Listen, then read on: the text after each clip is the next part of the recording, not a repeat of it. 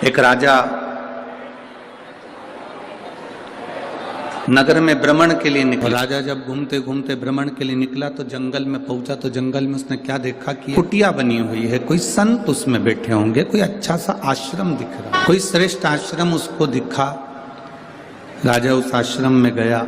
आश्रम में एक महात्मा जी बैठे हुए थे। राजा ने उनको प्रणाम करा, आशीर्वाद लिया, उनसे मिलना हो। जब तक किसी से मिलते नहीं हो ना तो हमारे दिल में गलत फहमियाँ आती रहती। जब आप किसी से मिल लेते हो तो समझ में आता है कि व्यक्ति बंदा कितना जोरदार है, व्यक्ति कितना अच्छा है। जब तक हम मिलते नहीं है ना तब तक हमारे मन में भ्रम रहता है कि ये बेकार है, ये अच्छा है, ये बेकार है, ये अच्छा है, उसकी बुराइयां हम निकालते रहते हैं। जब व्यक्ति से मिलन हो जाता है, उससे हम मिल लेते हैं, तब अनुभव होता है कि व्यक्ति कितना अच्छा, बंदा कितना अच्छा। गुरु नानक देव जी ने तो अपने शिष्यों से कहा,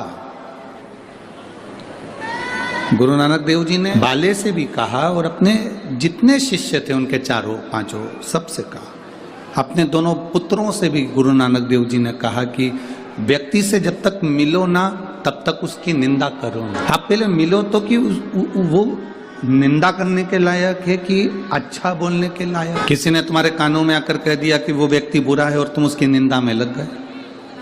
किसी ने तुम्हारे पास में आकर कह दिया कि वो व्यक्ति बेकार है और तुम उसकी निंदा में लग गए। ना, गुरु नानक देव जी कहते हैं कि निंदा ना। गुरु नानक देव जी कहते हैं पहले सबसे पहले उसको परखो कि वो ठीक है कि नहीं। हम किसी को भी अपशब्द कह दें, हम किसी को भी वाणी कुछ भी कह दें, हम किसी को भी आड़ा टेढ़ा कह दें, ये श्रेष्ठता नहीं। राजा ने आश्रम देखा, संत का आश्रम था, उसमें गए, बड़ा सुंदर था। राजा ने महात्मा जी को प्रणाम कर कर कहा, बाबा जी प्रणाम। बाबा जी ने कहा कौन है? कहा मैं राजा नगर का, यहाँ वन में आया हूँ, आपका आश्रम देखा था, बड़ा सुंदर लगा तो आपसे मिलने के लिए आ गया। ठीक है, अब आप आ गए हैं मिलने के लिए, आश्रम देखो, दर्शन करो, प्रसाद पाओ, फिर जाओ। राजा ने जब महात्मा जी के घर का भोजन करा, दाल एकदम पानी की तरह, रोटी एकदम मोटी मोटी, ना उसमें नमक था ना उसमें मसाला था। और राजा ने उस भोजन को ग्रहण किया तो महात्मा जी से कहा, महाराज जी इतने सारे महात्मा यहाँ रहते हैं, संत यहाँ रहते हैं और तुम भोजन ऐसा कराते हो, ऐसा भोजन करते हो, श्रेष्ठ नहीं है। अब मैं राजघराने से, राजकोष में से आपके लिए कुछ ना कुछ भेजूंगा, आप अच्छा बनाओ, अच्छा खिलाओ, अच्छे से रहो। महात्मा जी के यहाँ राजकोष में से धन आने लगा, आश्रम अच्छे से चलने लगा, संत महात्मा वहाँ रहकर भोजन करने लगे। अब राजा की ऐसी आदत हो गई कि वो महात्मा जी से बात करता, सिंहासन पर बैठकर उनसे सब राय लेता, राज्य कैसे चलाना है वो भी पूछ लेता और महात्मा जी उसको मार्गदर्शन कर। राजभवन में 2 मंत्री ऐसे थे जिनको ये महात्मा सुहा नहीं रहा। अभी तक इनकी राय ली जाती थी, इनसे पूछा जाता था, इनसे कहा जाता था।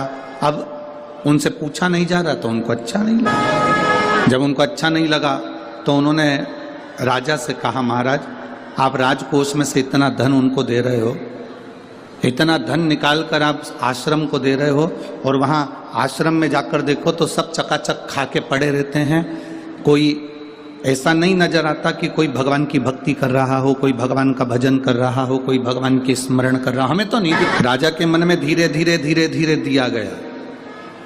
जब थोड़ी थोड़ी निंदा किसी व्यक्ति की करी जाती है तो व्यक्ति के दिल में वो बात पक्की हो जाती है कि हो सकता है व्यक्ति ऐसा है। ना बहू बुरी होती है ना सास बुरी होती है। जो बेटी अपने माँ बाप का घर छोड़कर तुम्हारे घर में आ जाती है वो क्या बुरी हो सकती है? और जो सास अपने जेवर तुड़वा कर अपनी बहू को दे देती है, क्या वो सास बुरी हो सकती है?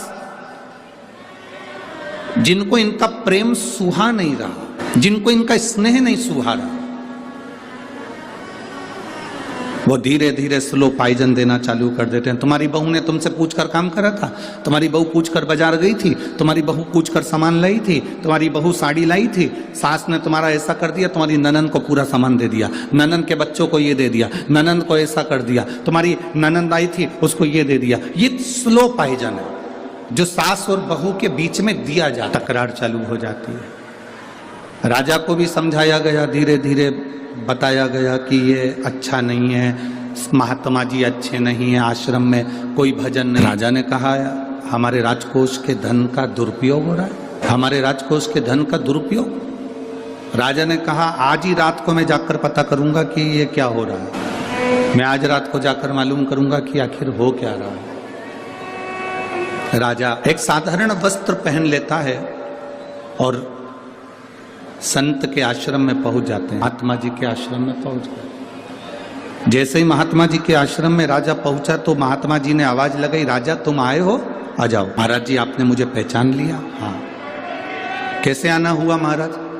मैं देखने के लिए आया था, मेरे मंत्रियों ने मुझसे कहा कि महाराज जी ये जो मंत्री बोल रहे हैं कि यहाँ से जो राजकोष से धन जाता है वहाँ के लोग तो खाकर पड़े रहते हैं, भगवान का भजन नहीं करते, कोई के हृदय चेहरे से नहीं लगता कि कोई भगवान की भक्ति करता। संत ने राजा का हाथ पकड़ा, लेकर चले गए दोनों मंत्रियों के यहाँ।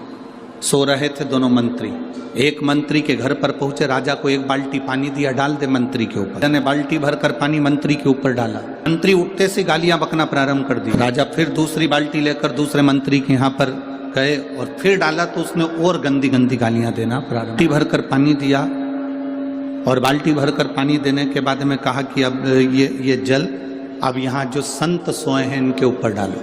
राजा ने एक बाल्टी पानी लेकर एक संत पर डाला, जैसे ही संत पर डाला संत उठते से बोले शिव शिव शिव शिव शिव शिव शिव शिव। दूसरी बाल्टी दूसरे संत पर डाला, उन्होंने कहा शंभु शंभु शंभु शंभु शंभु शंभु। तीसरे पर डाला हर हर महा। राजा गुरु जी के पास आकर बोला, गुरुदेव क्या बताना चाहते हो? गुरु जी ने कहा देखो, इनके लिए कहा गया कि यहाँ तो सब ऐश्वर्य राम की जिंदगी जी रहे हैं, अगर कोई संत कोई साधु तुम्हारे धन का सदुपयोग कर रहा है, भोजन कर रहा है, तो वो सो भी रहा है ना, तो उसके भीतर उसकी भक्ति शंकर के नाम का उच्चारण कर रही है, और जिसके अंदर आसक्ति और तृष्णा भरी है उसको क्रोध, रात में सोते सोते भी क्रोध उसके अंदर भरा। भक्ति का दिखावा नहीं होना चाहिए।